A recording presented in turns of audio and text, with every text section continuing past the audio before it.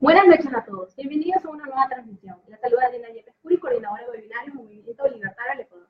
Esta noche tendremos como invitado a Miguel Ángel Echarte Fernández, quien nos conversará con nosotros acerca del impacto de la dolarización en América Latina desde la perspectiva de la escuela austriaca.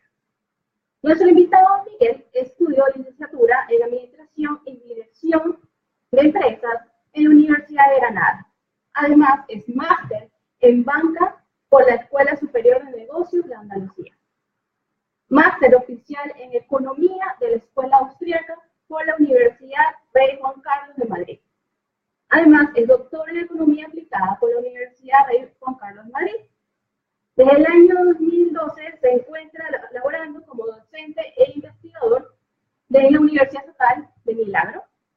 Ha realizado publicaciones científicas de artículos tales como la Escuela de Chicago, la ecuación de intercambio monetarista y el supuesto de neutralidad del dinero. Además, el impacto de la dolarización en América Latina. Además, tiene un libro acerca de la historia económica mundial. Así que les invitamos a que compartan sus comentarios e inquietudes durante la transmisión, que con mucho gusto responderemos al final de la introducción.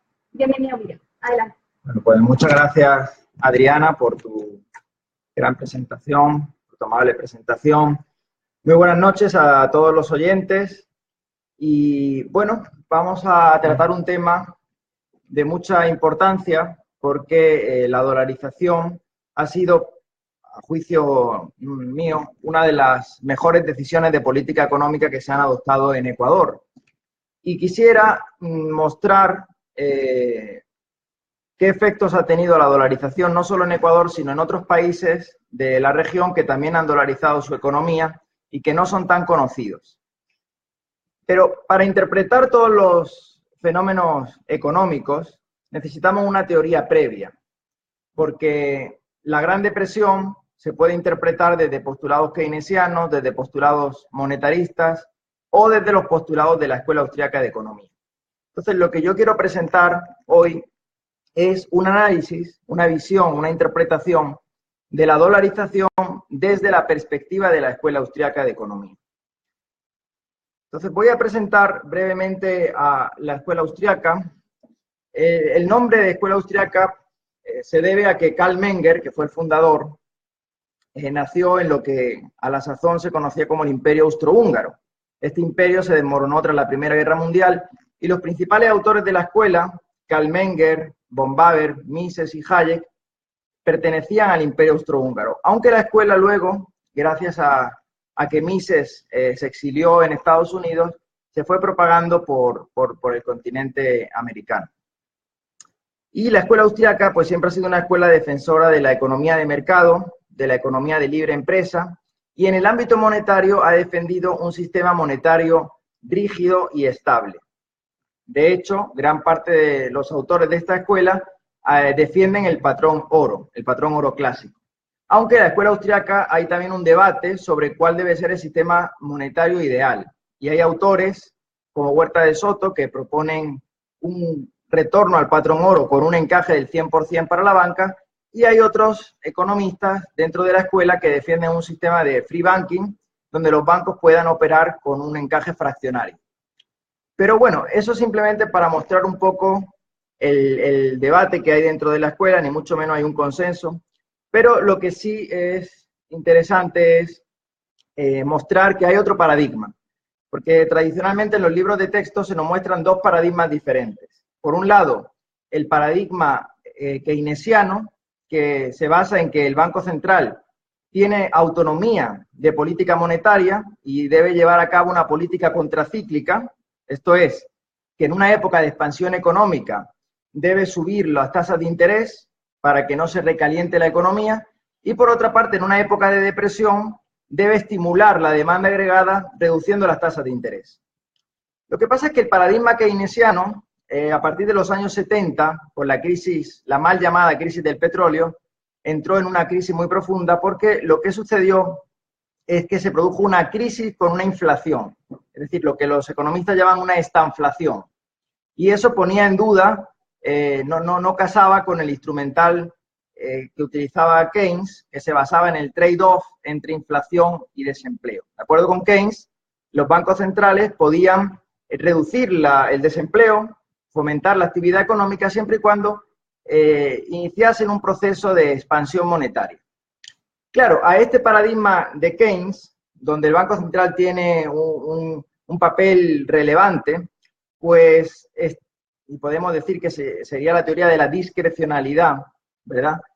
Pues está la teoría monetarista desarrollada por Friedman a partir de los años 70, 80. Y Friedman lo que propone es establecer unas reglas de crecimiento monetario prefijadas, de forma que el Banco Central, su política monetaria fuera más predecible.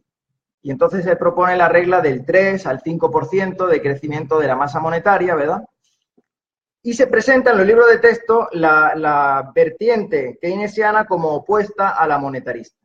Lo que pasa es que, aunque son distintas, ambas pues tienen varios aspectos en común que desde la escuela austriaca se han criticado. Por ejemplo, ambos defienden la existencia de un banco central y un sistema fiduciario de papel moneda que, como ya sabemos, a partir de los años 70, que con Nixon se cortó el vínculo, el último vínculo con el oro, pues es un sistema de monedas inconvertibles.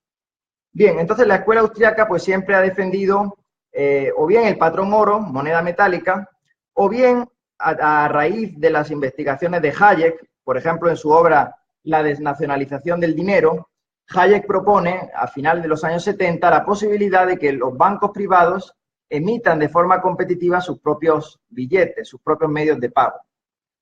Entonces, la escuela austriaca se debate entre estos escenarios, pero en todo caso critican a los dos postulados porque consideran que efectivamente el Banco Central causa más perjuicios de los que en principio parece que pueden lograr, ¿no?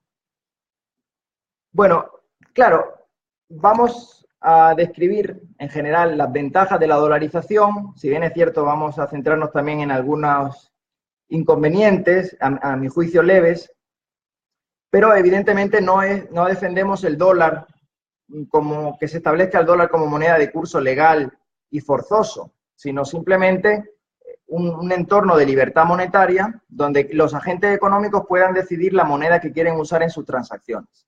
Lo que ocurre es que en un contexto de nacionalismo monetario y tipos de cambio flexibles, como el que había en Ecuador con el sucre, o el que había en El Salvador con el colón, o el que hay en otros países de la región, pues tenemos que entender que la dolarización ha sido un proceso positivo para la economía ecuatoriana y vamos a analizar también el caso de El Salvador, que es menos conocido, y por supuesto el caso de Panamá, porque aunque no tiene leyes de curso forzoso que obliguen a utilizar el dólar, digamos que el dólar es la moneda de curso natural, espontáneo en Panamá.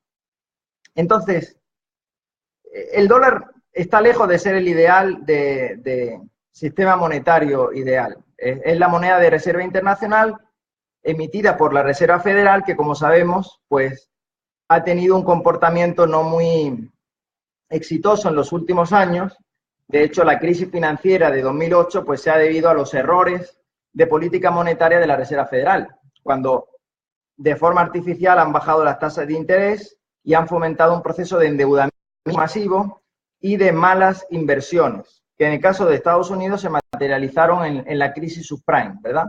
En el sector inmobiliario y que también se trasladó a Europa como consecuencia pues, de los errores también de política monetaria del Banco Central Europeo. Entonces, lejos de ser el ideal, el dólar, no venimos a defender la actuación de la Reserva Federal, en términos relativos se ha supuesto un salto adelante, un salto en la buena dirección para aquellos países que tenían monedas propias, monedas locales, con un muy pobre desempeño. Bien. Bueno, hay que indicar, por si alguna persona está interesada en continuar esta exposición, aunque luego habrá un turno de preguntas, que mi tesis sobre los efectos de la dolarización en América Latina, pues utiliza este marco de referencia, ¿no? La caja de herramientas analítica, la teoría de la escuela austriaca para interpretar un fenómeno económico determinado. Si no tenemos una teoría, no podemos interpretar el conjunto inmenso de datos, de referencias que hay en nuestro entorno. Y como dije, la crisis del año 29, pues los keynesianos la atribuyen al patrón oro, los monetaristas la atribuyen a la actuación de la FED en los años 30, y la escuela austriaca lo atribuye a los errores de política monetaria de los felices años 20. Es decir, el origen de la crisis está en la expansión crediticia previa al colapso del 29.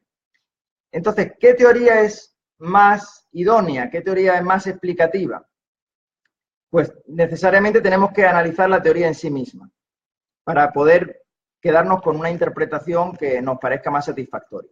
Bueno, yo presento en la tesis la perspectiva de esta escuela, que me parece muy enriquecedora porque en nuestro entorno, en América Latina, tampoco en España, se estudia mucho. Simplemente se pasa de largo en los cursos de economía, como mucho se nombra a Schumpeter, que no es propiamente un autor de la escuela austriaca, y me gustaría relanzar esta escuela en la medida de las posibilidades. Bueno, antes de entrar en cada capítulo, hay un capítulo de Ecuador, otro capítulo de El Salvador, otro capítulo de Panamá y finalmente un capítulo dedicado a Argentina, que en los años 90 entró a un sistema de convertibilidad con tipo de cambio fijo. Pues hay un capítulo dedicado a la dolarización espontánea en América Latina. ¿Qué efectos ha tenido la dolarización espontánea? Entonces, tenemos que distinguir entre dolarización de facto, que es una dolarización informal, cuando los agentes económicos de un determinado país desconfían de su moneda local, porque la política monetaria es caótica, hay un proceso de gran devaluación de la moneda, y utilizan como medio de cambio, como depósito de valor para ahorrar una moneda extranjera, generalmente el dólar.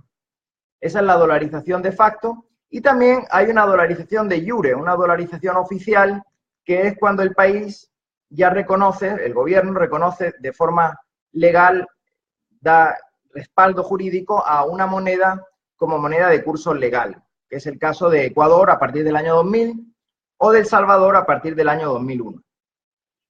Bien, luego hay otra clasificación, otra tipología de dolarización, entendida en un sentido estrecho, que sería pues propiamente la de países como Ecuador o El Salvador, que han adoptado el dólar, y la dolarización entendida en un sentido amplio, porque hay muchos países que han adoptado una moneda extranjera sin que ésta sea el dólar. Y en este caso tenemos la Unión Monetaria Europea, los países que forman parte del euro, y también otros países que, aunque no pertenecen a la Unión Europea, pero de forma unilateral han adoptado el euro. Por ejemplo, Kosovo, país que se declaró independiente hace un par de años, y Montenegro. Estos países utilizaban el marco cuando Alemania tenía como moneda el marco antes de entrar en el euro, y cuando los 27 países miembros de la Unión Monetaria adoptan el euro, ellos pues también adoptaron, como digo, de forma unilateral la moneda común europea. Y luego hay otros países, por ejemplo en África, el caso de Sudáfrica, Namibia, Lesoto y Suazilandia, que utilizan el rand sudafricano. Hay una unión monetaria en estos países del sur de África. Y también Zimbabue, como consecuencia de la hiperinflación del año 2008, empezó a utilizar otras monedas, ya lo vamos a estudiar, una de ellas el dólar norteamericano, pero también el rand sudafricano circula actualmente por Zimbabue. Bien, la hiperinflación no es un fenómeno originario de América Latina, de Hispanoamérica. De hecho, los primeros bancos centrales se crean en Europa, ¿verdad? El Banco de Inglaterra, el Banco de Estocolmo, el Banco de Ámsterdam, y ya la revolución bolchevique, liderada por Lenin, de la cual se cumplen 100 años, el año pasado se cumplieron 100 años, ya indujo con sus políticas un proceso hiperinflacionario. Por tanto, la hiperinflación, que según el estudio de Kagan, de Philip Kagan, en su libro la dinámica monetaria de la hiperinflación. Para que un proceso sea hiperinflacionario tiene que ser que la tasa de inflación sea del 50% mensual, ¿verdad? Pues ya ha habido varios procesos en Europa.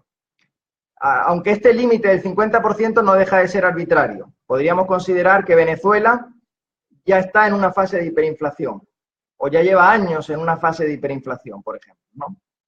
Ahora, la República de Weimar, pues todos conocemos también en Alemania en los años 20 un proceso hiperinflacionario.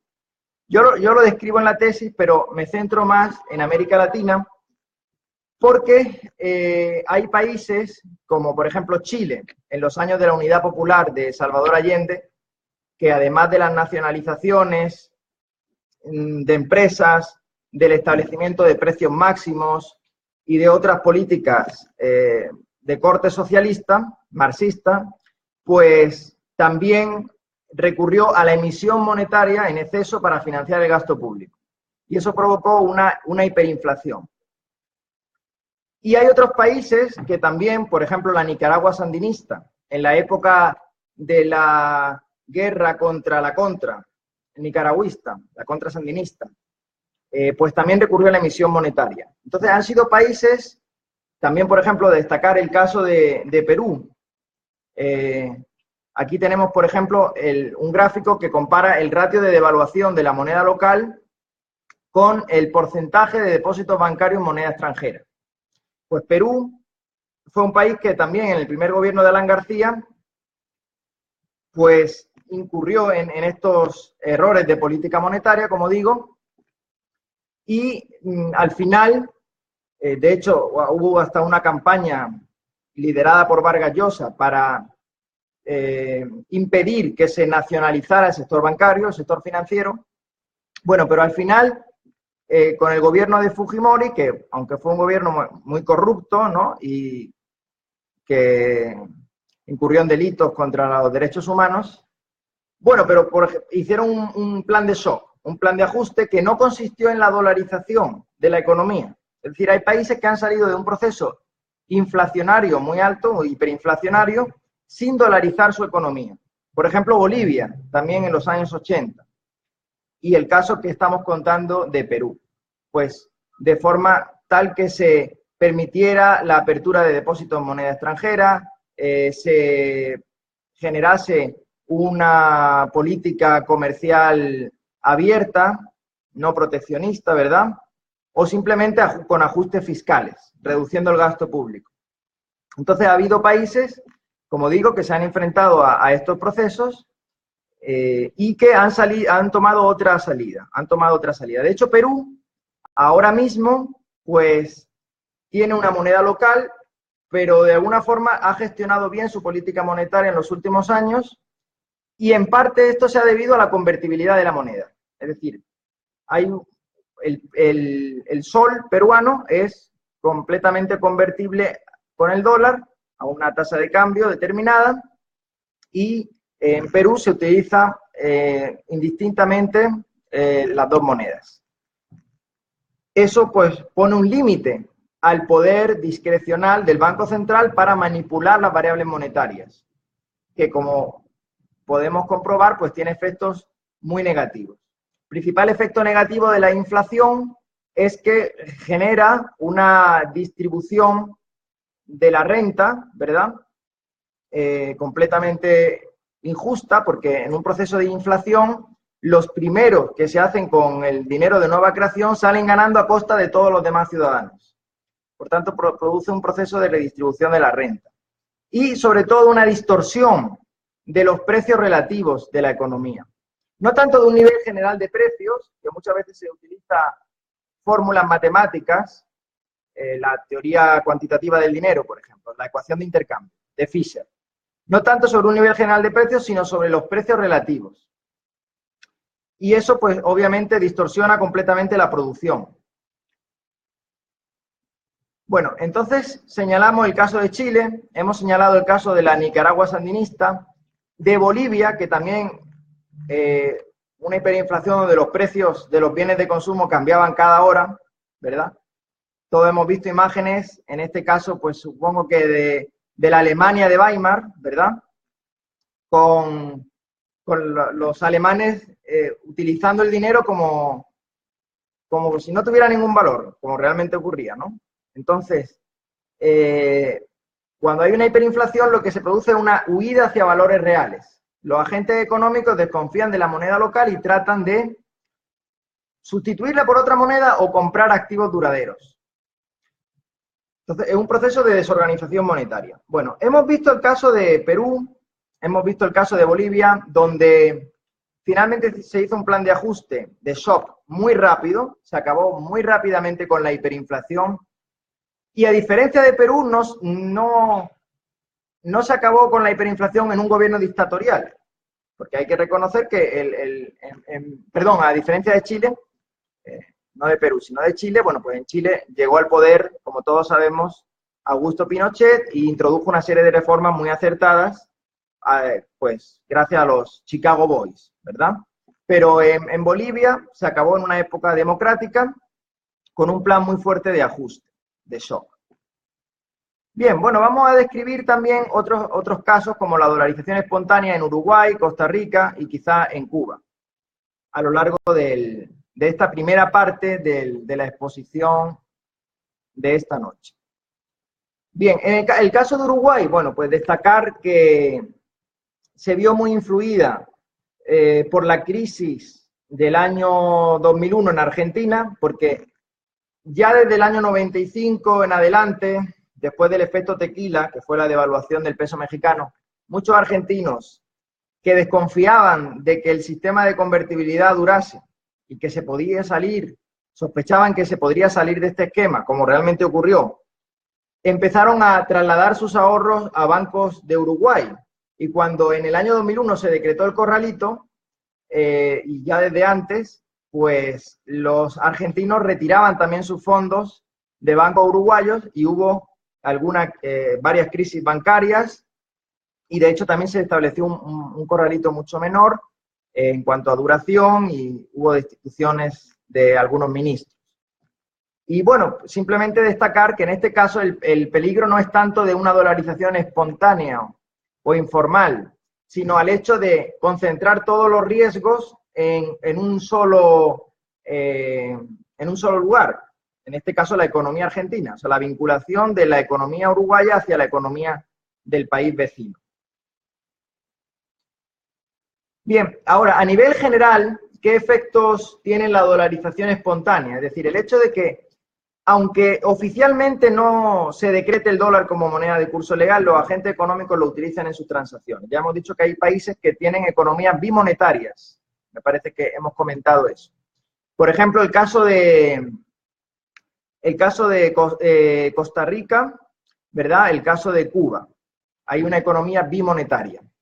El caso de Costa Rica es paradigmático también, y donde el movimiento libertario de Costa Rica lleva años proponiendo, pues sobre todo de la mano de Luis Loria, que es un analista económico, la dolarización oficial de la economía de Costa Rica, que actualmente tiene un sistema de flotación administrada. Es decir, es un sistema de flotación libre donde el precio de la divisa está en función de la oferta y la demanda, pero el Banco Central puede intervenir. Bueno, a nivel general, ¿qué efectos tiene? Pues hay que tener en cuenta que en un mundo globalizado como el que vivimos, donde los flujos financieros se mueven con una gran rapidez, los bancos centrales han perdido su autonomía para gestionar las tasas de interés. Es decir, es una ilusión pensar que por tener una moneda propia, los bancos centrales nos pueden aislar de los efectos de la política monetaria de Estados Unidos, por ejemplo, porque no existe tal independencia. Al final las tasas de interés están en función de la tasa de referencia en dólar más la tasa de devaluación de la moneda. Por tanto, pensar que un banco central puede fijar las tasas de interés de forma independiente, sin que exista una fuga de capitales hacia Estados Unidos, por ejemplo, pues es una auténtica ilusión. Por tanto, en un mundo globalizado ya no existe tal independencia como podríamos imaginar en otro entorno económico. La dolarización espontánea también reduce las fugas de capitales, porque las principales crisis que se han producido en América Latina, más que crisis bancarias, han sido crisis cambiarias o crisis monetarias. Es decir, los agentes económicos desconfían de la política monetaria autónoma, de la devaluación, creen que va a haber una gran devaluación de la moneda y lo que hacen es retirar sus depósitos para convertirlo en moneda extranjera, en este caso en dólares. Pero no trasladan sus fondos de un banco hacia otro banco, de un banco insolvente hacia un banco solvente, sino que a partir de la crisis de Chile del 82, por ejemplo, casi todas las crisis han sido crisis cambiarias. Y hay que destacar que Panamá, que es un país dolarizado de forma natural, ha tenido crisis fiscales muy grandes, ya vamos a verlo en el capítulo correspondiente, pero nunca ha habido una crisis cambiaria, nunca ha habido una fuga de capitales, porque los agentes económicos saben que su moneda es el dólar, una moneda fuerte en el contexto de lo que son el dinero fiduciario, por supuesto. Bueno, y sobre el comercio internacional, es decir, tener una moneda de reserva internacional donde se cotizan las principales materias primas es una ventaja. Ecuador, por ejemplo, es un gran productor de petróleo, pues no tiene sentido tener una moneda distinta a la del dólar, porque eso encarece las transacciones, ¿verdad? Lo que se llaman costes de transacción, y además, pues a través de los seguros de cambio, para cubrir los riesgos de devaluación de la moneda, pues encarece el comercio internacional. Entonces, tener una moneda fuerte como el dólar permite mayor acceso a los mercados y también mayores fuentes de financiación. Y de hecho, los países que tienen monedas propias, que son muy débiles, con tasas flexibles, flotantes, o más que flotantes, podríamos decir que se desploman, realmente cuando tienen una crisis financiera tienen que recurrir al FMI o al Banco Mundial. Es decir, necesitan dólares. Y bueno, el último efecto es que limita el monopolio del Banco Central sobre su área de influencia, porque efectivamente la posibilidad de que exista libre convertibilidad de la moneda impide que el Banco Central de alguna forma actúe de forma muy errática. Obviamente, pues siempre hay que tratar de dar la mayor libertad monetaria posible y hoy en día con los medios de pago electrónicos, con las criptomonedas y con otro tipo de instrumentos, ¿verdad? Pues ese monopolio va perdiendo fuerza, de lo cual tenemos que alegrarnos porque en economía pues no son buenos los monopolios, ¿verdad? Y mucho menos el monopolio sobre el dinero. Bien, ¿y qué ha pasado con los países que tienen moneda propia? Como por ejemplo Brasil, con el real, o Venezuela, con el bolívar, paradójicamente llamado bolívar fuerte. Bueno, pues que realmente se han enfrentado a crisis financieras muy profundas, en el caso de Brasil una gran inflación, un estancamiento económico, y el caso de Venezuela ya sabemos por dónde van. Entonces, lejos de haberlos protegido, tener la moneda propia lo que ha hecho es agravar el problema, porque a una crisis económica se añade una crisis monetaria, de la cual Ecuador afortunadamente no ha recogido ese efecto. Es decir, en Ecuador hay una crisis económica por un mal manejo durante los últimos 10 años. Incluso podríamos hablar que muchos años hacia atrás.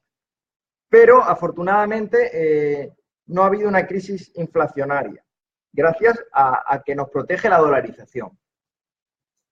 Bueno, el concepto amplio y los procesos de desdolarización. El concepto amplio ya lo hemos detallado, es cuando un país adopta una moneda que no es el dólar, sino el euro, podría ser el yuan, el yen, cualquier otra divisa. Y procesos de desdolarización ha habido muy pocos. Pues yo he estudiado el caso de Liberia, después de la Guerra Civil, pero es muy poco significativo. Y, por ejemplo, muy abrupto, pues fue la desdolarización de Argentina, cuando especifican la economía en el año 2001. Pero bueno, en 2002, perdón. En 2001 fue el corralito, en 2002 se especifica. Pero hay muy pocos casos. Realmente la dolarización, como digo, ha sido un proceso que en la región ha generado efectos muy beneficiosos y cuando, de hecho en Argentina, cuando se especifica, pues vamos a ver, si da tiempo, la situación de la economía argentina desde el año 2002, que además hizo un impago de la deuda junto con este proceso de devaluación monetaria hasta prácticamente nuestros días. Y también conviene a nivel teórico preguntarnos qué tan explicativa es la tesis de Mundell. Mundell es un economista canadiense que desarrolló la teoría de las áreas monetarias óptimas, las Optimal Currency Areas. De acuerdo con la cual, según esta teoría, para que un país comparta una moneda con otro, en este caso con Estados Unidos, pues tiene que tener los mismos ciclos económicos, parecidos ciclos económicos, que si los dos están en fase de expansión, sería adecuado adoptarla, o si los dos están en fase recesiva. Pero no sería conveniente, de acuerdo a esta teoría, que adoptasen una moneda común cuando tienen ciclos muy diferentes, como es el caso de Ecuador con Estados Unidos. Y además, cuando encima tampoco hay movilidad de los factores de producción. No es muy frecuente no es fácil que un trabajador ecuatoriano se incorpore rápidamente al mercado laboral de Estados Unidos. Pero a pesar de que eso es lo que muestra la teoría de la moneda óptima de Mundell, vemos que en realidad no se ha cumplido en el caso de Ecuador, porque llevamos 18 años, ya se cumplen, de dolarización y ha sido muy exitosa. Ya la dolarización es mayor de edad, con efectos, como digo, muy positivos.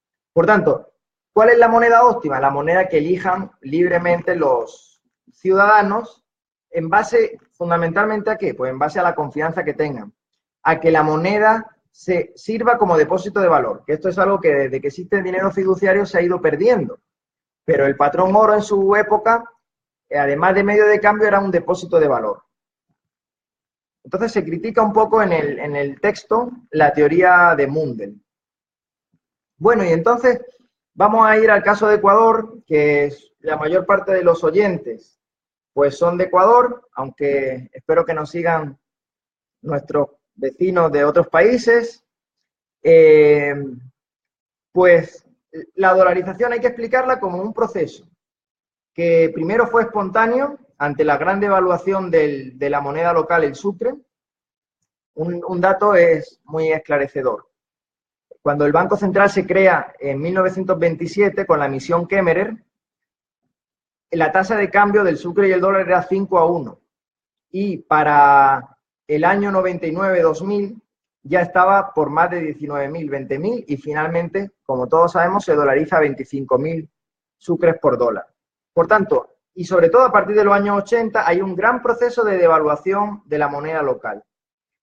Por tanto, lo que podemos ver es cómo los ecuatorianos, de forma espontánea, empiezan a utilizar para ciertas transacciones el dólar como depósito de valor, los que pueden acceder a los dólares, obviamente, y que luego, a raíz de la crisis financiera del año 99, donde ya colapsa la situación económica que se venía gestando de tiempo atrás, oficialmente Yamil Maguad, en la cadena de televisión, el 9 de enero del año 2000, adopta la dolarización, ¿verdad?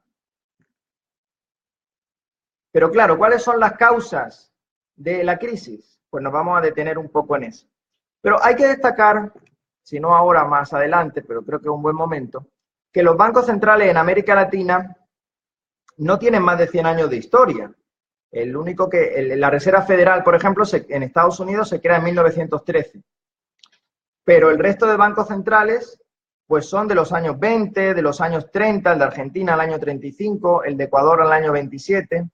Es decir, que antes de que existiera el Banco Central, lo que ocurría en Ecuador era que los bancos privados emitían sus propios billetes. Al principio respaldados al 100% en oro, y cuando empieza la Primera Guerra Mundial, todos sabemos que se abandona la convertibilidad. Pero, en todo caso, la banca privada emitía sus billetes. A partir del año 27, con la emisión Kemmerer, se centraliza, ¿no?, el sistema financiero. Esta misión, además, contribuyó a que se crearan otros bancos centrales en la región, no solo el de Ecuador, y ya hemos explicado el desempeño que ha tenido el Banco Central en la historia. Pero ya, concretamente, en la crisis del 99 yo señalo factores externos. La guerra con Perú del 95, que hace que el gasto público se eleve muchísimo. Las devaluaciones de Tailandia, de Indonesia, el efecto tequila de México, que ya hemos comentado, que supuso el cierre de las líneas de crédito para América Latina, y el fenómeno del Niño del año 98, que arrasó la costa ecuatoriana, y había muchos bancos, por ejemplo, Banco de Fomento no, el Banco Filambanco, que habían concedido muchos préstamos al sector agrícola. Se vieron muy afectados. Pero también había factores internos, por ejemplo, los créditos vinculados, que era una práctica que consistía en que los banqueros concedían préstamos a empresas de las cuales eran accionistas, ¿verdad?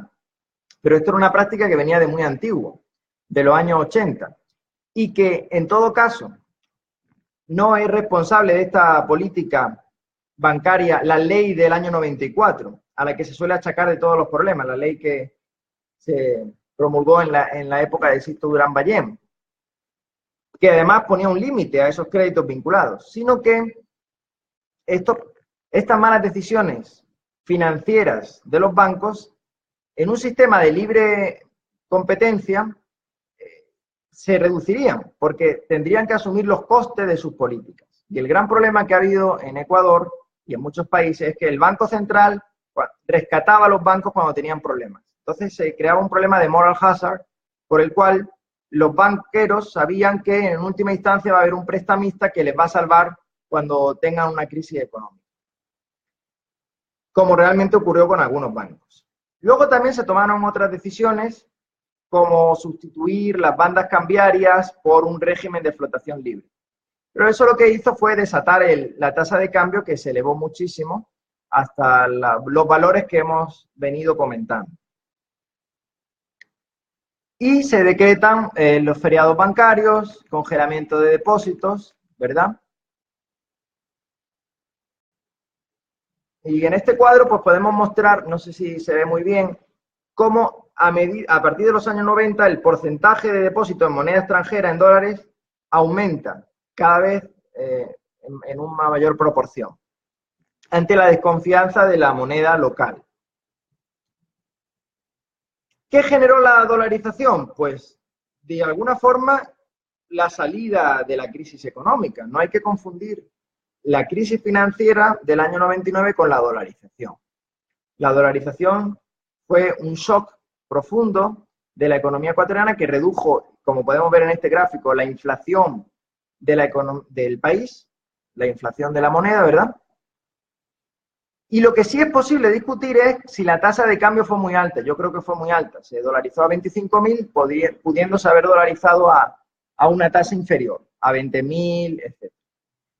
A este efecto, pues yo recomiendo una serie de artículos que luego podemos conversar al efecto, o incluso algunas entrevistas muy buenas, pues creo que nos está escuchando, así que Luis Espinosa, profesor de la San Francisco de Quito, en YouTube tiene muchas entrevistas donde conversa pues creo recordar que en este caso fue con Miguel Dávila, que fue gerente del Banco Central, y explica este proceso.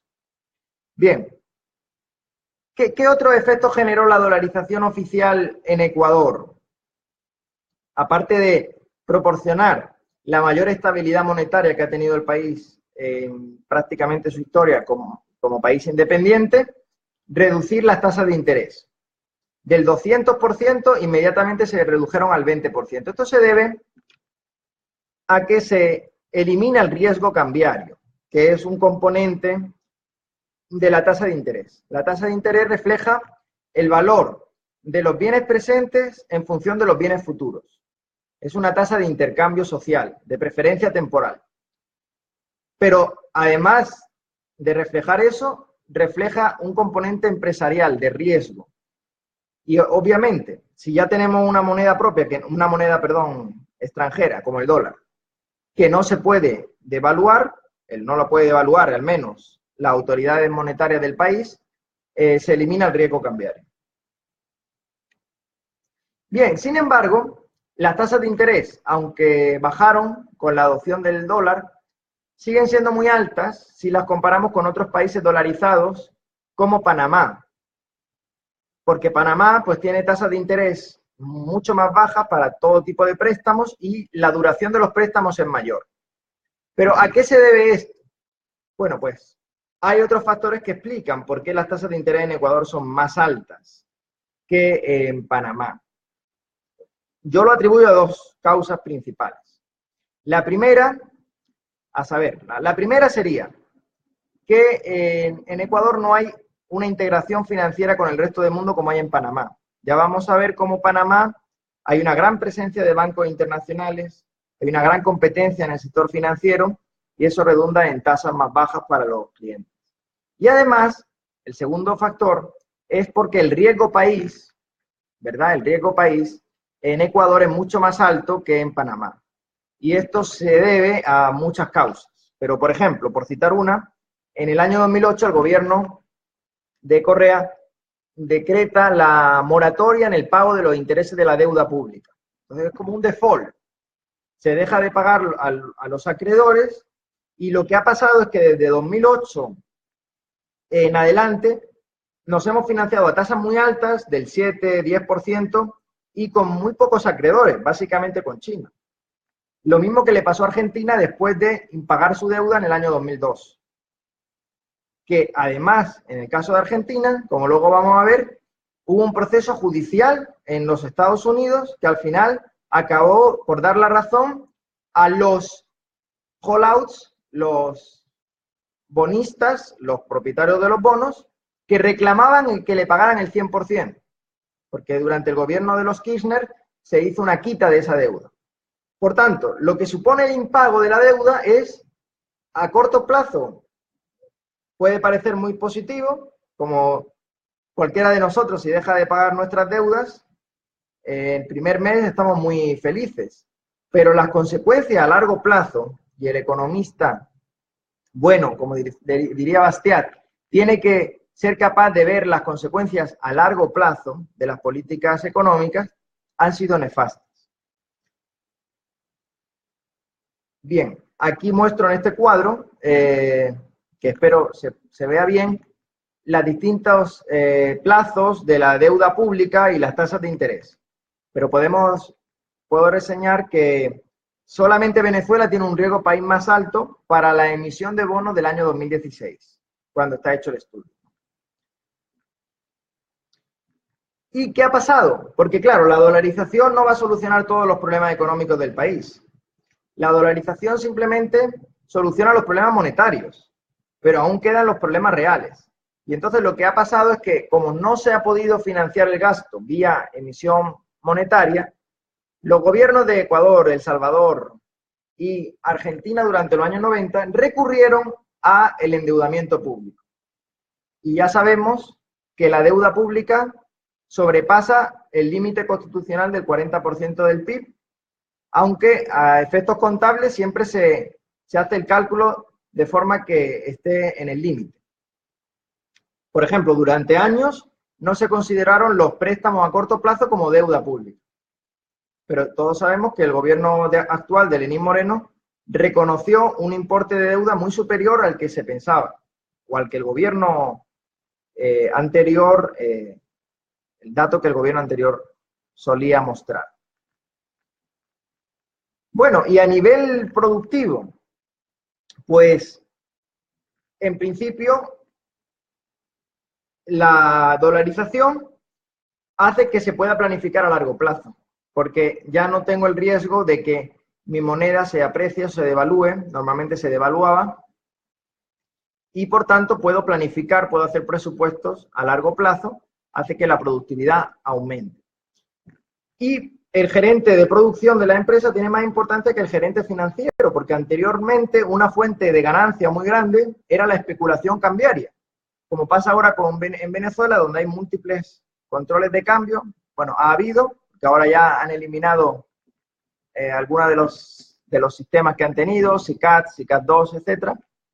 Pero lo que generaba ese sistema era una gran corrupción y una gran especulación cambiaria, que con la dolarización se elimina.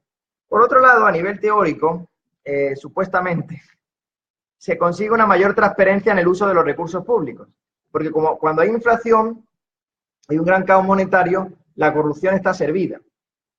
Entonces, podríamos pensar que ha habido mayor transparencia en el uso de los recursos públicos. Bueno, realmente no, y esto debería estar con una interrogante, pero no debido al factor monetario, sino debido a los casos que todos estamos conociendo en estos años, ¿verdad? Entonces es otro tipo de corrupción. Como digo, la dolarización no es la panacea, no es la solución a todos los problemas, pero sí es, digamos que una condición en el contexto de países con unas monedas tan débiles como la tenía Ecuador en el año 99, una condición necesaria, si bien es cierto, no suficiente para el desarrollo económico. Y aquí viene el gran mito. El gran mito de la economía y del comercio exterior es pensar que con una moneda fuerte no puedo ser competitivo en el comercio internacional. El mito es pensar que para poder ser competitivo necesito depreciar el tipo de cambio nominal. Y yo, depreciando el tipo de cambio, voy a poder exportar más. Si esto fuera así, pues países como Venezuela o Zimbabue serían líderes mundiales en exportación, cuando realmente no sucede eso. Normalmente los países de la región con monedas más fuertes son los que exportan más, en el caso de América Latina, y hay otros casos en la historia. Por ejemplo, Japón o países como Singapur, Alemania, que durante años tuvieron una moneda muy apreciada en términos relativos con respecto a las demás, sin embargo, lograron exportar muchos productos a otros países. Pero es cierto que Ecuador ha presentado un déficit en la balanza comercial. Ahora, ¿por qué? ¿A qué se ha debido esto? Bueno, mi impresión y lo que he podido analizar de ciertos artículos es que en buena medida es el exceso de gasto público que se ha generado en estos 10 años. Recordemos que el gasto público en 2007 estaba en torno al 23-24% del PIB y llegó a estar hasta hace unos años, y sigue en ese nivel, en torno al 44% del PIB. Ese exceso de gasto público presiona sobre la balanza comercial, porque al final se traslada a los consumidores en forma de una excesiva liquidez, al menos cuando el precio del petróleo era muy alto, y los ecuatorianos compraban productos en el exterior, porque la liquidez que tenía la economía ecuatoriana era mucho mayor que el ritmo de producción nacional. Entonces eso hizo que hubiera una gran presión sobre la balanza comercial vía importaciones. Esa es una posible explicación del déficit comercial no vinculado al ámbito monetario. Porque hay que recordar que países que además no es nada malo tener déficit comercial. Hay países como Hong Kong o Singapur que durante años tuvieron déficit comercial porque estaban importando tecnología, bienes de capital para poder desarrollarse industrialmente. Por tanto, lo importante no es si tienen un déficit o un superávit en la balanza comercial, sino para qué utiliza esas importaciones.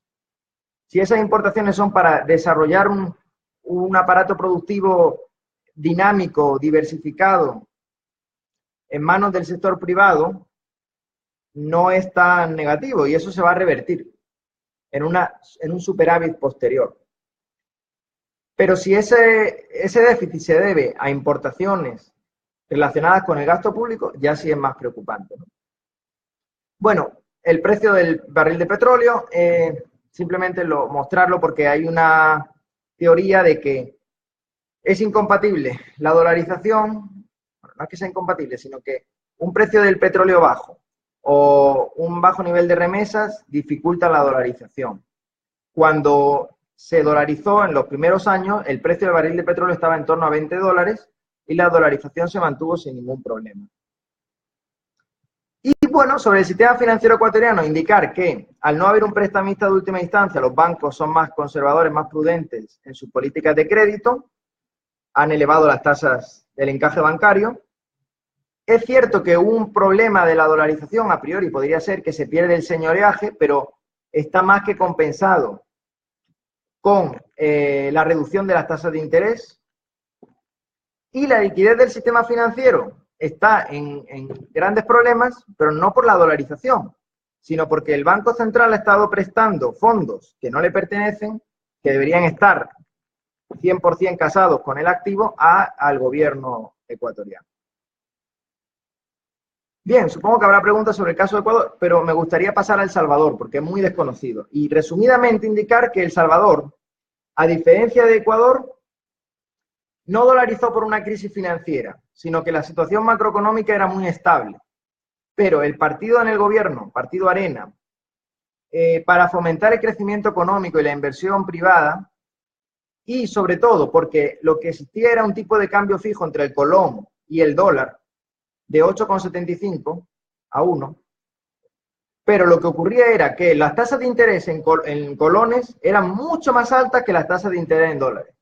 Entonces, para reducir las tasas de interés y atraer la inversión, adoptó oficialmente la dolarización, cuando el país espontáneamente no estaba tan dolarizado como en Ecuador. Apenas el 15% de los depósitos bancarios correspondían a dólares, el resto a moneda propia. Eso es una pequeña diferencia con el caso ecuatoriano.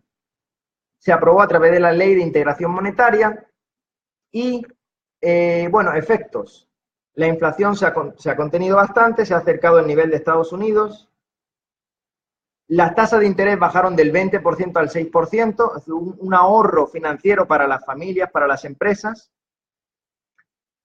Y, sin embargo, pues hay que decir que la dolarización no ha permitido el progreso económico en El Salvador, pero esto no es debido a la dolarización en sí, sino a factores reales, porque El Salvador tiene muchos problemas económicos ligados a la improductividad del mercado laboral, a la inseguridad ciudadana, y es uno de los países con menor inversión extranjera directa. Pero tienen los mismos problemas económicos que Guatemala, que es otro país vecino y que no está dolarizado. En Guatemala tiene una moneda propia con tipo de cambio flexible, el quetzal. Entonces, los problemas, en el caso de El Salvador, entiendo que se deben más a factores reales.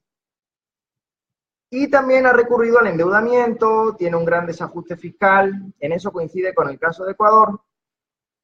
Y también coincide que a nivel político, el expresidente Correa se opuso a la dolarización en el año 2004 con un artículo donde propone desdolarizar. El FMLN, partido político que antes fue una guerrilla, luego aceptó la democracia, llegó al poder en el año 2009 en Salvador y no se ha atrevido tampoco a abandonar el dólar, como ha ocurrido en Ecuador. ¿Por qué motivo? Porque desdolarizar supondría unas tasas de interés muy altas, una gran fuga de capitales y una auténtica crisis financiera. El nivel de remesas de El Salvador, además, es mucho más alto que el de Ecuador, porque como consecuencia de la guerra, que duró 12 años, muchos salvadoreños fueron a Estados Unidos, envían remesas. Si ese fuera un factor que influyera, pues en el caso de El Salvador, además, le beneficia. Y aquí podemos ver la comparación entre la pérdida ocasionada por la pérdida del señoreaje, que son los ingresos derivados de emitir una moneda propia, quedan más que compensados, como en el caso de Ecuador, con el mayor ahorro fiscal fruto de los menores tasas de interés. Bien, y el ejemplo más conocido, porque siempre se compara Ecuador, es con Panamá. Y Panamá, un país muy vinculado al canal que une el Mar Caribe con el Pacífico, el canal lo financió Estados Unidos a cambio de la independencia de Panamá de Colombia. Entonces, el dólar empieza a surgir de forma espontánea en Panamá a partir de ese momento, pero hay que destacar que en su constitución de 1904 no hay leyes de curso forzoso, no se establece que sea obligatorio usar el dólar, y de hecho se utilizan otras monedas. Y también que hubo una reforma financiera muy grande en los años 70, porque se permite que entren bancos internacionales que utilizan sus casas matrices para suministrar liquidez cuando hay problemas coyunturales. Entonces, si hay problemas de liquidez, las casas matrices de esos bancos internacionales suministran fondos al país y viceversa. Cuando hay un exceso de crédito que no encuentra colocación, se va al exterior. Entonces, un sistema monetario muy libre, sin impuesto a la salida de divisas, sin controles de cambios, que ha dado mucha estabilidad al país. Bueno, Aquí tenemos el artículo de la Constitución. La inflación es de las más bajas de América Latina. Cuando ha habido crisis económica en Panamá, que ha habido bastantes crisis, por ejemplo la de los años 70 del petróleo, porque Panamá tiene que importar petróleo, le afectó la subida del precio del barril. En lugar de adoptar una política de devaluación monetaria, que supondría una reducción proporcional de todos los precios de la economía, perjudicando a empresas eficientes, pero que tienen que importar mercancía, por ejemplo, podemos imaginar una empresa eficiente que produce calzado o ropa, pero tiene que importarle el algodón, salen perjudicadas por la devaluación. En lugar de optar por eso, que no podían, optaron por una deflación interna, es decir, un reajuste de los precios relativos, que es mucho más correcto, ¿no?, desde un punto de vista económico. Hay que indicar que Panamá no tiene banco central. Esta es otra característica del país. Hay un banco nacional, es verdad que es un banco público, pero que no emite moneda. En Panamá hay una moneda fraccionaria propia que es el balboa, pero equivalente al dólar. Balboa, pues porque, como es bien sabido, el navegante español Vasco Núñez de Balboa, pues fue el primero que oteó el Océano Pacífico desde, esto se conocía como tierra firme, ¿no?, Panamá. En homenaje a él, pues hay la moneda del Balboa, pero como digo, equivalente al dólar. No pueden emitir billetes de Balboa. Hay un banco nacional, pero simplemente para cámara de compensación de cheques. Y hay otros bancos privados que también han actuado como cámara de compensación y liquidación de cheques. Y bueno, realmente lo más interesante, que va a ser el turno de preguntas, pero vamos a cerrar con el caso de Argentina. Argentina, un país que ha tenido muchos problemas monetarios a lo largo de su historia, pero digamos que en el año 88-89 se enfrenta a una hiperinflación y el gobierno de Menem decide adoptar un sistema de caja de convertibilidad, consistente en que el Banco Central solo podría emitir australes, la moneda local de Argentina, que al año siguiente se sustituyó por el peso, en la medida en que tuviera dólares para respaldarlo. Cuando en el año 92 se hace el cambio del austral al peso, se establece un sistema de 1 a 1 y eso contuvo la inflación rápidamente. De hecho, en Ecuador también se habló de convertibilidad. En el periodo de Abdalá Bucaram se invitó a la Fundación Mediterráneo de Domingo Cavallo a que diera algunas charlas. No sé si realmente las dio él o un equipo asesor. El caso es que no salió el plan de convertibilidad y finalmente se dolarizó en Ecuador. Bueno, pero en Argentina tuvo un efecto positivo. Si bien es cierto que se entró a la convertibilidad a un tipo de cambio que sobrevaloraba el peso, y eso hizo que el déficit exterior aumentara mucho, pero realmente el problema de Argentina durante los años 90 no fue la convertibilidad, como ahora no es la dolarización en Ecuador o El Salvador, sino que el gobierno recurrió de nuevo al desajuste fiscal, un gasto público muy por encima de los ingresos, financiado con deuda. Deuda contraída en gran medida con el FMI, y cuando el FMI deja de prestar fondos en el año 2001 a la economía argentina, el sistema colapsa. Entonces, de acuerdo con autores como Huerta de Soto, esto mostraría, Huerta de Soto, por cierto, que también he traído un libro sobre la escuela austriaca, Mercado y Creatividad Empresarial, para personas que quieran iniciarse en la escuela austriaca. Pues, según Huerta de Soto, no puede funcionar un sistema con un sistema, digamos, de encaje fraccionario si no hay un prestamista de última instancia, que normalmente es el Banco Central, y en el caso de Argentina era el FMI. En el momento en que el FMI no presta los fondos, se decreta el corralito, ¿verdad?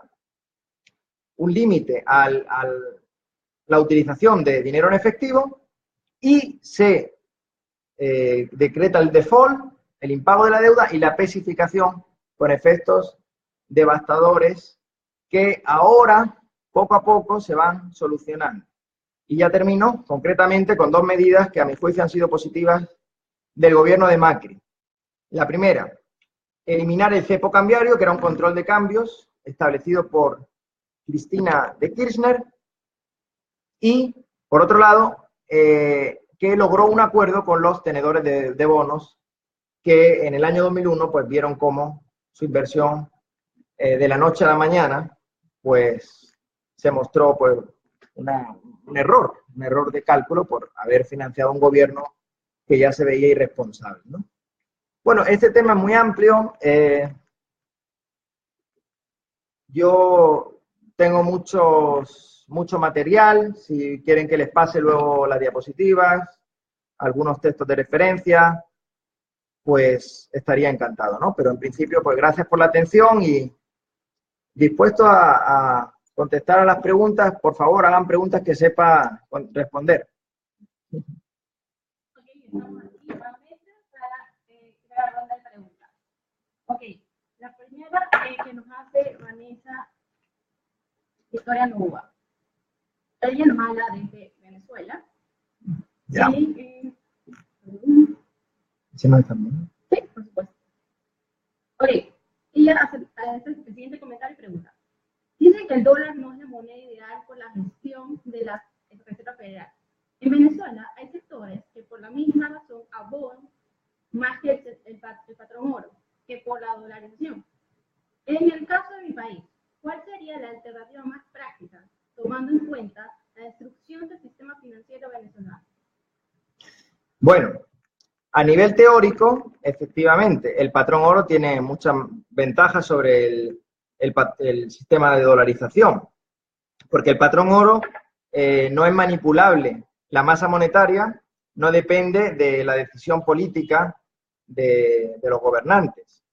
Entonces, pero claro, a nivel práctico, siendo realistas, no se ve un escenario en que un país adopte el patrón oro de forma unilateral, sino que si quisiéramos retornar al patrón oro, pues yo creo que tendría que haber un consenso, si no internacional, regional importante, cosa que no se va a dar en Venezuela.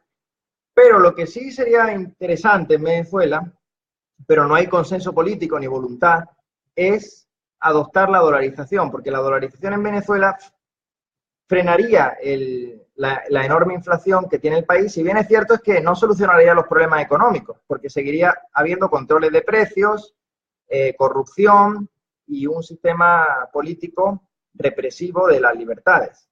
Pero obviamente sería un paso en la buena dirección. La dolarización lo veo más práctico que el patrón oro, pero teóricamente sería el ideal, ¿no? Un patrón oro clásico, o incluso mejor que el patrón oro, porque no defendemos que todo el mundo esté obligado a utilizar el patrón oro, sino un sistema de libertad monetaria donde cada agente económico pueda utilizar la moneda que quiera. Lo que pasa es que, de acuerdo a la teoría monetaria de Mises, no se puede elegir un patrón si no tiene no hay una referencia anterior.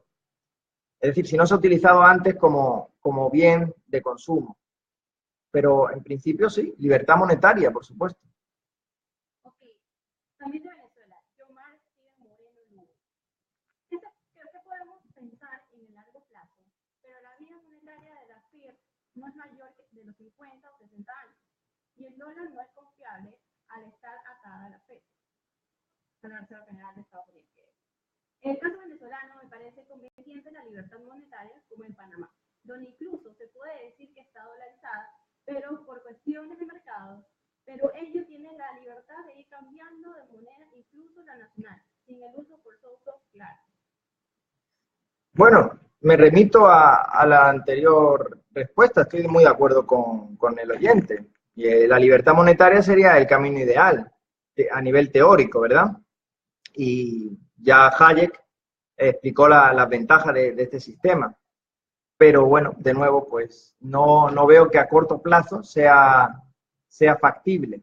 Lo que sí es, y ya saliéndonos de Venezuela, sí se percibe a nivel internacional es que cada vez va a haber menos monedas y de mayor poder adquisitivo, en principio. Entonces podemos encontrarnos con un futuro, aunque las predicciones en economía siempre hay que tener mucho cuidado, donde haya varias monedas fuertes, como puede ser el euro, el dólar, el yen, y una reducción de las monedas pues, de poco valor como el bolívar. Pero bueno, de nuevo, lo veo un poco utópico en el caso venezolano por el sistema político la dictadura que hay en Venezuela, ¿verdad? Ok, tenemos una pregunta de Gilberto Ramírez Espinosa. ¿Cuál es el protagonismo de la FED o el FMI en la dolarización en América Latina? Bueno, esta pregunta es muy, muy interesante porque muchos autores, sobre todo autores socialistas, piensan que la dolarización ha sido una imposición de Estados Unidos en América Latina, cuando realmente esto no ha sucedido de esta forma. De hecho, lo curioso en el caso de Ecuador y en el caso de otros países es que Estados Unidos, a través de la misión Kemmerer, que Edwin Kemmerer era un autor, un profesor de la Universidad de Princeton, ¿verdad? Vinieron aquí a varios países a reorganizar la estructura administrativa y financiera. En el caso de Ecuador, después de la Revolución Juliana, o sea que digamos que los bancos centrales son creación, no tanto de Estados Unidos, ¿no? Porque fue una misión concreta, pero es paradójico porque realmente la dolarización no ha sido impulsada por Estados Unidos, sino por gobiernos locales en situaciones críticas, como el caso de Ecuador, o no tan críticas como el caso de El Salvador. Pero el FMI recomendó que Ecuador no tenía que dolarizar. Entonces el FMI se ha equivocado muchas veces.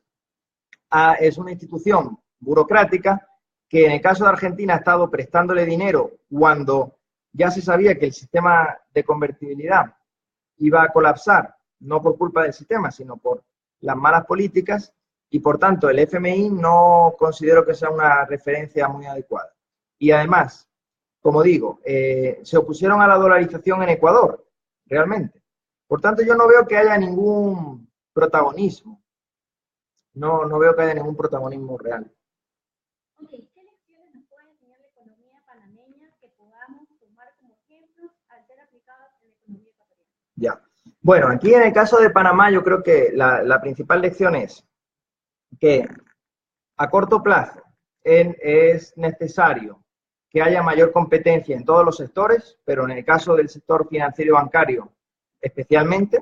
Por tanto, en Ecuador tenemos un solo banco extranjero, que es el Citibank, mientras que en Panamá hay una gran presencia de bancos internacionales. Por tanto, apertura del sector bancario, del sector financiero, y, aunque suene utópico, pero la posibilidad de que no exista el Banco Central, porque esto va contra el pensamiento mainstream, pero las funciones que desempeña el Banco Central en un país dolarizado, por ejemplo, publicar estadísticas, lo puede hacer el Instituto Nacional de Estadística y Censos. Y de cámara de compensación lo puede hacer la Superintendencia de Bancos o la Junta Monetaria, bueno, la Superintendencia de Bancos. O sea que las funciones que actualmente desempeña el Banco Central no tiene por qué realizarlas, ¿no? Si estamos dolarizados. Y más bien, como digo, ha sido muy imprudente a la hora de conceder créditos. Por tanto, primer paso, apertura bancaria y quizá, si es posible, eliminar el Banco Central. ¿Qué consideras, qué opinión tienes, perdón, respecto a la FED? ¿Aplica A en la este caso fe. también como eliminación o no? Bueno, sí, hay un movimiento que se llama End the Fed, acaba con la Fed. Sí, bueno, esto es un debate muy... La Fed se crea en el año 1913 y su política monetaria ha sido desastrosa en general, porque salvo el periodo que estuvo Paul Volcker en los años 80, pues indujo la crisis del 29 y la crisis del 2008.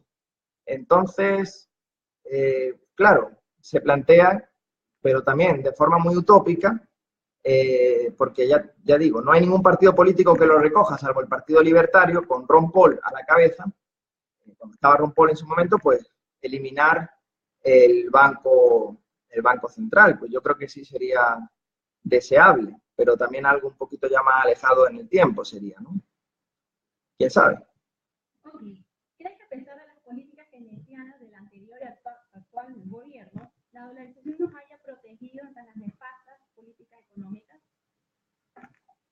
Sí, bueno, como decía, la dolarización nos ha protegido porque si el gobierno anterior se hubiera visto con la posibilidad de emitir moneda propia, y ya vimos que de alguna forma el experimento del dinero electrónico podía ir por ese camino, aunque finalmente no ocurrió. Si se hubiera visto con la posibilidad de, aparte de hacer continuas reformas fiscales, como hubo, de elevar el gasto público, del gran proceso de endeudamiento, hubiera tenido la posibilidad de emitir moneda, además de la crisis económica, hubiéramos tenido una gran inflación, ¿verdad? Y entonces la crisis sería mucho peor de lo que está siendo. Sería un caso, nunca se puede comparar países, pero podríamos decir que sería algo parecido a Venezuela, aunque aquí no tenemos controles de cambios para tantos productos como hay en Venezuela, pero digamos, por hacer una aproximación, ¿no? Sería mucho más grave la situación si tuviésemos moneda propia, porque lo que demuestra un poco la historia de la región es que los países que han tenido poca institucionalidad y han tenido monedas propias y tipos de cambio flexibles, no han gestionado bien su política monetaria. Es la realidad. Entonces, pensar que sería de otra forma, bueno, es digamos que una hipótesis, pero la realidad no, yo creo que hubiera sido muy diferente, que hubiera habido una gran inflación en ese sentido, ¿no? Ok, algunos países tales como China y Rusia consideran la creación de una moneda de reserva mundial vinculada al patrón oro, para quitarle justamente hegemonía a los Estados Unidos. ¿Qué opinión tienes al respecto? Sí, bueno, al final el ámbito financiero está relacionado con intereses geopolíticos. Tampoco podemos pensar que esto es los libros de teoría económica, ¿no? Hay que ir más allá. Y efectivamente, después de la Guerra Fría, tenemos un mundo multipolar donde está Estados Unidos como principal hegemón y el dólar. Pero hay países que le disputan el predominio. Y de hecho, en realidad, cuando algún país ha mostrado que no quiere que le paguen el petróleo en dólares, ha habido invasiones. Por ejemplo, el caso de Gaddafi en Libia, ¿no? Pero al margen de esto, pues obviamente, que haya competencia es bueno entre las monedas y hay que ver qué futuro tiene el dólar. Siempre hay que entender este proceso que estamos describiendo como algo relativo con relación no al ideal, que está muy lejos de suceder, sino con relación a lo que ocurría en los años 80 y 90, la década perdida de América Latina. En ese sentido creo que ha sido buena la dolarización, pero quién sabe qué hará la Reserva Federal, ¿no? En el futuro. Pero en sí, la libertad cambiaria sería lo ideal, ¿no? Exacto, la libertad de elección siempre es buena y en el caso de la moneda, la soberanía al final, porque a veces se critica, hemos perdido la soberanía de nuestra moneda, ¿no? Porque ya no tenemos el billetito con los próceres de la independencia. Bueno, pero es que la soberanía no depende, no está en el Banco Central. La soberanía depende del uso que le hagamos a nuestra moneda. Y si yo soberanamente quiero tener dólares en Venezuela y no bolívares fuertes, la moneda que respeta la soberanía es el dólar. Entonces, la soberanía no debe entenderse a nivel abstracto, nacional, sino que es cada persona con el dinero que gana legítimamente en el mercado. Así es. Ok. Muchísimas gracias por sintonizarnos. Les invitamos a seguir pendientes de nuestras redes sociales y compartir nuestros contenidos. Nos pueden encontrar como Movimiento Libertad de Ecuador en Twitter, Instagram y Facebook. Recuerden también que pueden escribirnos para sugerirnos los próximos temas que quisieran que tratemos en nuestros próximos webinars. Miguel, te doy la palabra para despedirnos. Bueno, pues nada, primero agradecer a todas las personas que están conectadas, a las personas que nos puedan ver más adelante, ¿verdad? Y como les dije, si están interesados, pues que me pueden buscar por mi nombre en Facebook y seguimos conversando de este tema que es apasionante, que yo también a cada día aprendo más. Y hay otras corrientes y se puede debatir, ¿no? Así es.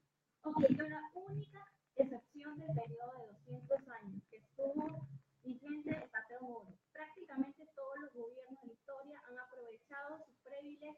de emitir monedas para defraudar y robar al pueblo. Esto lo dijo Friedrich Hayek, economista austriaco y premio Nobel de Economía en 1974. Bueno, estamos aquí para finalizar la transmisión y nos vemos en un próximo webinar. Chao. Chao.